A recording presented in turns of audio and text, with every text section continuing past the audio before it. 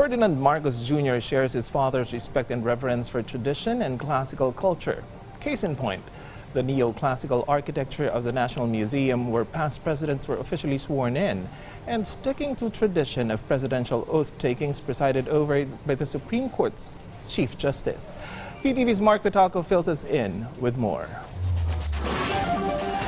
As preparations for President-elect Ferdinand Marcos Jr.'s inauguration continue, officials from the Office of the President and the DPWH conducted an ocular inspection of the National Museum. The stage where Marcos Jr. will take his oath as the 17th President of the Philippines is being set up. The DPWH was given only until June 20 to finish the structure. They are also planning to install roof as a shelter when it rains or as protection from sun exposure. To give way for the special preparations and arrangements for Marcos Jr.'s oath-taking, the National Museum of Fine Arts will be temporarily closed from June 6 to July 4. This afternoon, the management of the National Museum and camp of Marcos Jr. have met to discuss the other details of the inauguration. Meanwhile, the Philippine National Police said it has ramped up security around the National Museum, adding that there were no serious threats so far that have been monitored. At a laging handa briefing, PNP spokesperson Jean Fajardo said they started to coordinate with different agencies to ensure a smooth and safe conduct of inauguration of Marcos Jr. in Manila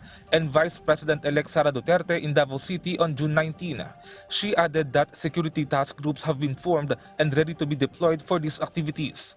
For those who want to protest on the inauguration day, the PNP said they must get a permit and hold their protests only within the designated areas. And because of the expected influx of supporters of Marcos Jr., some roads around the National Museum will be closed on June 30. Inaasahan po natin na maaaring magkaroon po ng mga traffic rerouting doon sa mga ibang pangunahing kalsada dyan at magiging doon sa mga inaasahan nating dadagsain ng mga tao, yung pati yung po yung mga parking areas na i-designate. Meanwhile, incoming Executive Secretary Vic Rodriguez confirmed that Supreme Court Chief Justice Alexander Gesmundo will administer the oath-taking of Marcos Jr. on June 30.